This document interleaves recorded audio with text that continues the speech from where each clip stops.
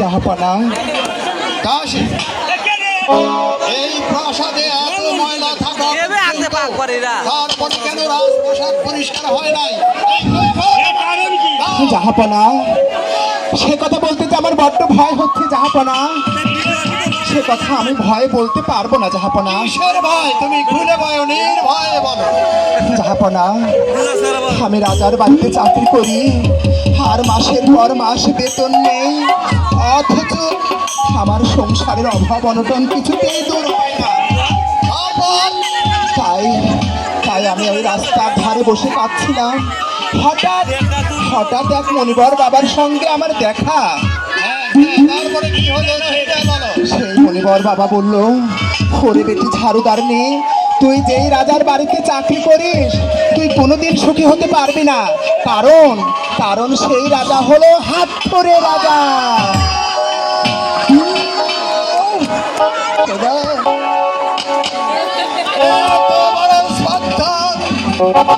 সামান্য বাড়ির দাসী হয়ে রাজাকে বলে হাতখড়ে বাদশা।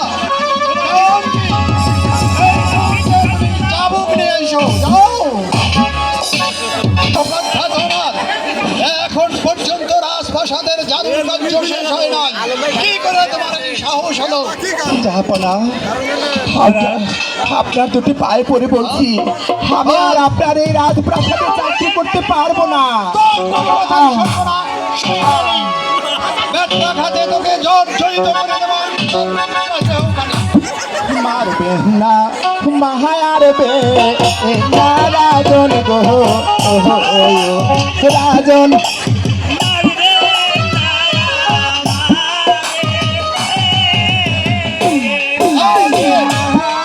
মারবে না রাজন গো, রাজন মারবে নায়া। ক্ষমা করে দিয়ে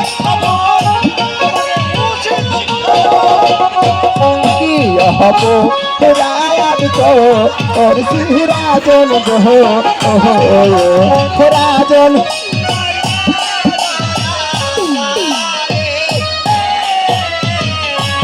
কি হব রাত গো, ওর রাজন গো, রাজন তাই বলে না।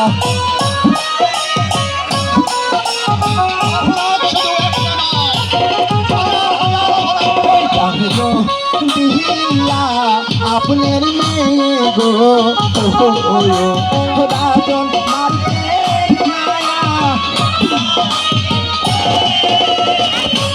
ওই রাম গো দিয়া, আপনার মেয়ে গো, রাজন মারবে নায়া।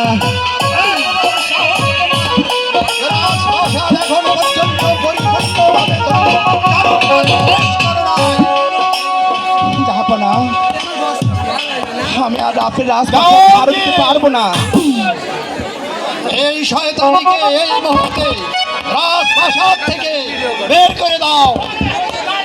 না জাহাপনা, ছুটি দিয়ে যাচ্ছি, যদি খোদা তাআলা আমাকে কোনোদিন একটি সন্তান দেয় তাহলে এই রাজ্যে ফিরবো, নতুবা এই রাজ্যে ফিরবো। হ্যালো হ্যালো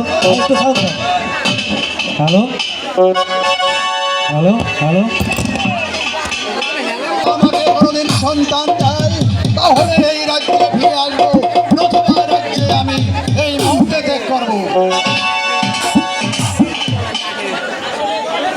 ফেলেছ আজকে বাড়ির মাইলেনি সেও আমার মুখ দেখতে ঘৃণা করে। আমি আর এই রাজ্যে থাকবো না। মহারাজ, আমি তো চিনতে পেরেছি আপনার কথা সত্য। আপনি কি আমাকে ছেড়ে চলে যাবেন? হ্যাঁ বেগম, আমি আর এই রাজ্যে থাকবো না। যে বাড়ির মাইলানি এই রাজ্যের রাজার মুখ দেখতে ঘৃণা করে সে রাজ্যে আমার কোনো থাকার অধিকার নাই। কি বলছো? যেও না যেও ও না সামিদন গো সামিদন আমারে সাইয়া যেও না যেও ও না সামিদন গো সামিদন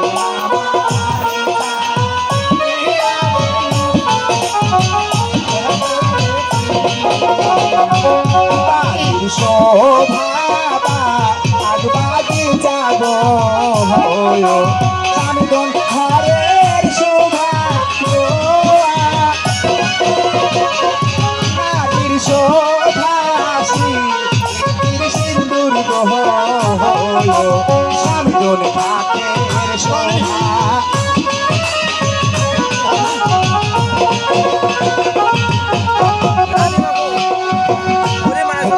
হাসু ফুলে তু উহুদের তাপে গো সামিদন কইরা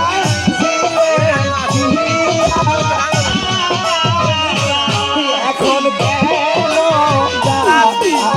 সামিদন গো সামিদন আরে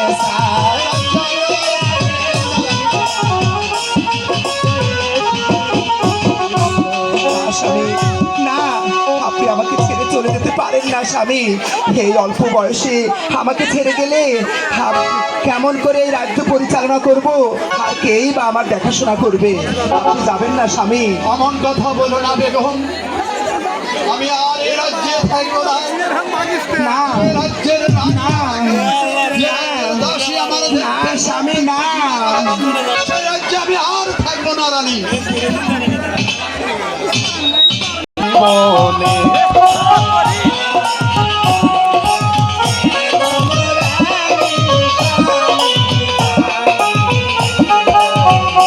ওই যে কান্দে কান্দে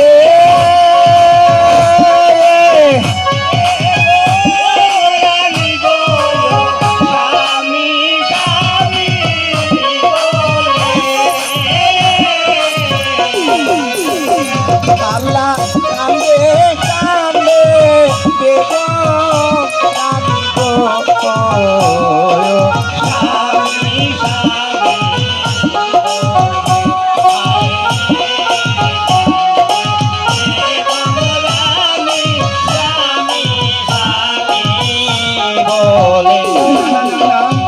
মেহেরবান খোদা স্বামী আমাকে ফেলে চলে গেল একা একা একঘেয়ে জীবন আমি যে আর যাপন করতে পারছি না তাই স্বামী গেছে যেই পথে আমিও যে যাব সেই পথে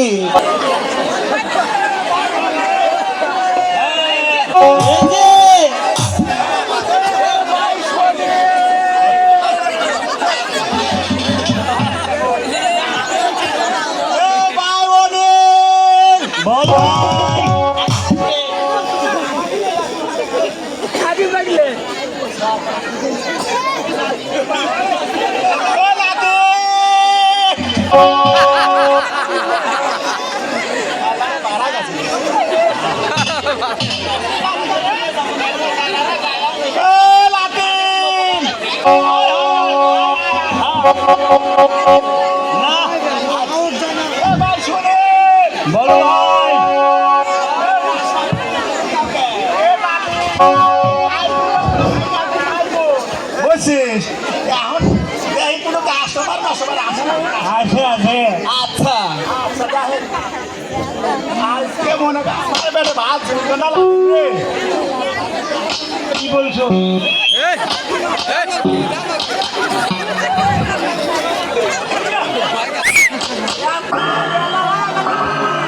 ভাত হলো না আর আসলো না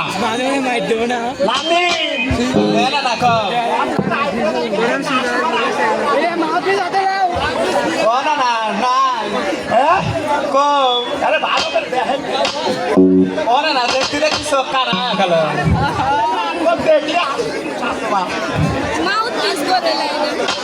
মাঝি ভাই কোথায় মাঝি ভাই?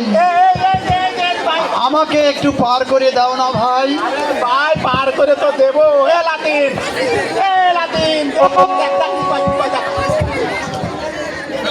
না আমাদের রাস্তার মধ্যে দেখা যাচ্ছে ভালো করে দেখি তাই তো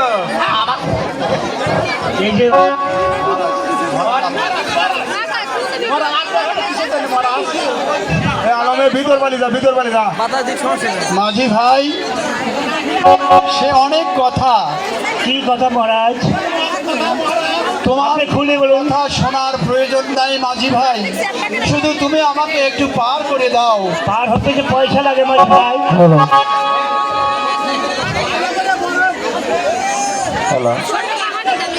বক্সের ওখান থেকে লোক সরে যান, কিচ্ছু শোনা যাচ্ছে না, বক্সের ওখান থেকে লোক সরে যান।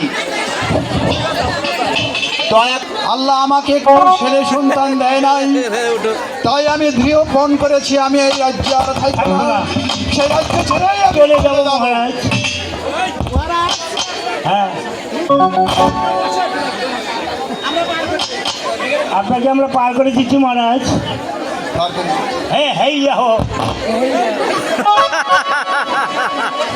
রাজা মহাশয় উঠে পড়ুন আমাদের নৌকায়। যাও রে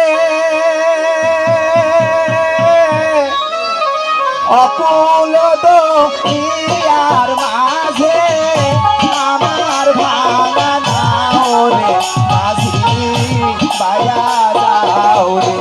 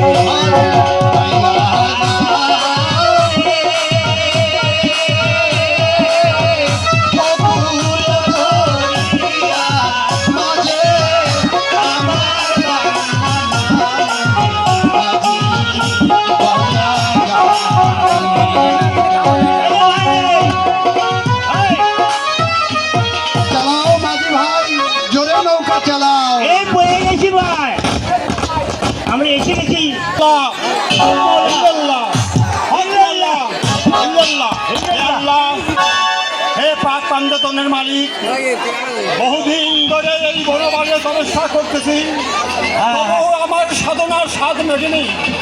এইবার আমি এই বন যাবো, তাই ওখানে ধ্যান করে আমার বাকি জীবনটা কাটাই যাবো। হক মাওলা, হক মাওলা, ইল্লাল্লাহ। আমার রাজ্যে কোলে বসে এই সিংহাসন সম্পূর্ণ চর্চা করেছি। আজ তোমার সিংহাসন এই প্রতিদ্বন্দ্বী ফেলে দিয়ে আমি আজ অরণ্যবাসে চলে যাচ্ছি। ওই তো দেখা যাচ্ছে অরণ্য বন জঙ্গল, ওই জঙ্গলের দিকেই আমি অগ্রসর হব। এর মধ্যে আর কোনো আমার সন্দেহ নাই। কে রে বৎস? তোকে দিলাম আমি পূর্ত সবার অভিশাপ।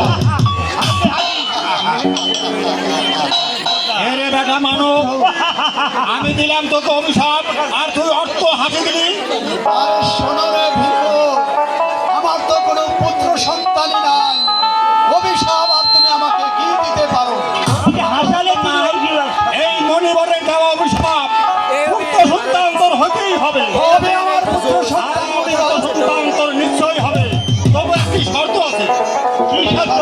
কি শর্ত মনিবার? প্রথম শর্ত হলো তিনটি শর্ত তোর মনে রাখতে হবে। হ্যাঁ, আমি মনে রাখবো। মনে থাকবে তো? অবশ্যই মনে থাকবে মনিবার। রব্বানা ইল্লাল্লাহ। এই নে বেটা, এই নে একটি ফুল। এই ফুল ভেজা চুলে ভেজা কাপড়ে তোর স্ত্রীকে খাওয়াবে। আর তোর স্ত্রী সন্তান যখন হবে 12 বছর বয়সের সময়, এই সন্তানকে বিবাহ দিয়ে বা বাণিজ্যে বাসর করে না দিয়ে তাকে পাঠাবি দুর্লক্ষার বাড়ি। এই আদেশ দিচ্ছে মনিবার। এই আদেশ দিতে অমান্য করে তাহলে তোর পুত্র সন্তানের লাখ উঠতে রথে সে এই কঠিন নির্দেশ আমি করি। শর্ত তোর মানতেই হবে। ওই দেখ বেটা, ওই দেখা যায়। হ্যাঁ, মনিবারের দেওয়া শর্ত আমি অবশ্যই মানব। কিন্তু কোথায় গেল মনিবার? কই, এই মুহূর্তে মনিবারকে দেখলাম আর এই মুহূর্তে মনিবার নাই। ঠিক আছে, আমি হারাইলাম সাথীরে মালা লাগিয়া গাহাথিরে মালা লাগিয়া গাহাথি অজা না কহন হবি তুলে আমি হারাইলাম সাথীরে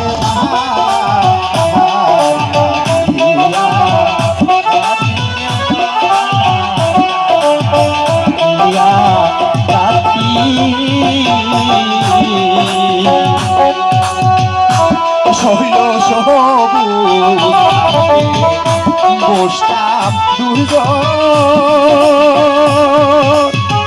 ও প্রাণ সকিল সারি আসল পাহাড়ি শৈল সবুজ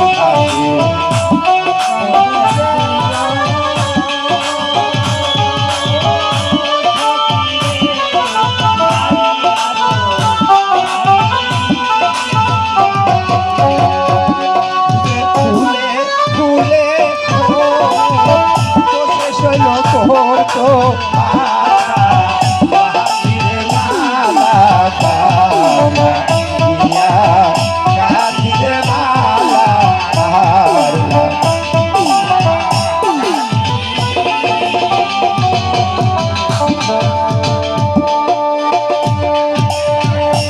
তোরা ফুলে হাতের শাখা ওলো সখী ধারণাতে নয়তি তোরা ফুলে মোর হাতের শাখা ওলো সখী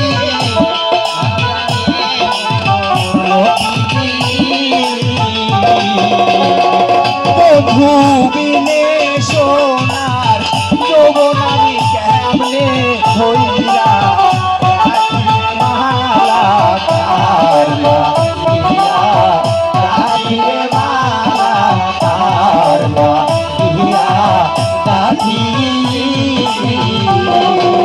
অহরা না গণ্য তুলে আমি হারাইলাম রাখিরে মালা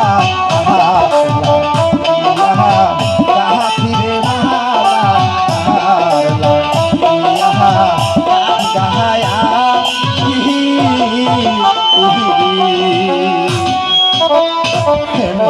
খুদা স্বামী আমার গেছে সেই নির্জন বনে।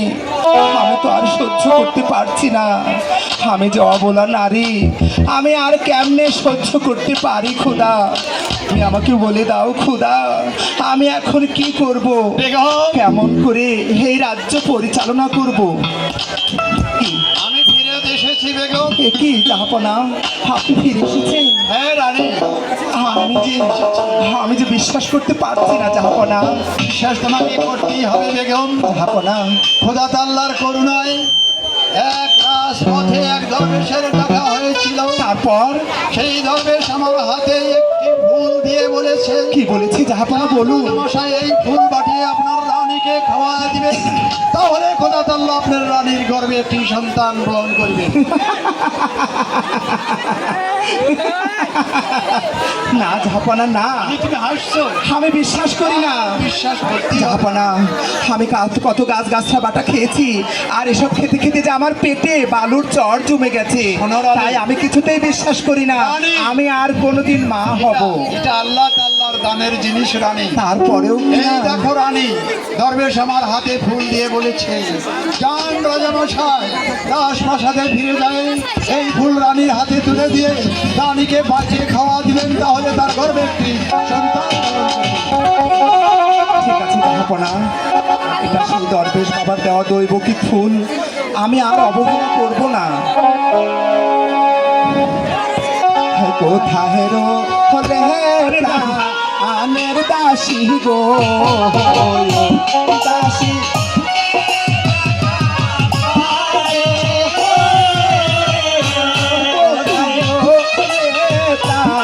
আনের দাসী গো, দাসী এসে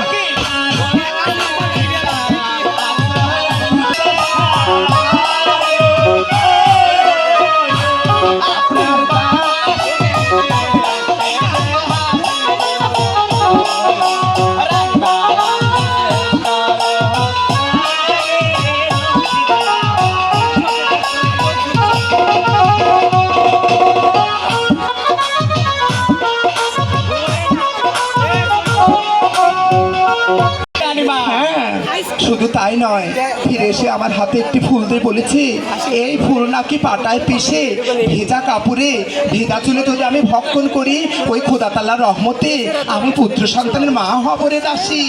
তাই নাকি রানীমা? হ্যাঁ, খুশির সংবাদ। তাহলে আর দেরি না করে তোমরা 3 সখী মিলে আমাকে ওই শানবান্ধা পুকুর থেকে গোসল করে নিয়ে এসো, কেমন? হে রানীমা, আপনি এটা পুকুর পাড়ে সুন্দর করে পাও। আমাকে না নিয়ে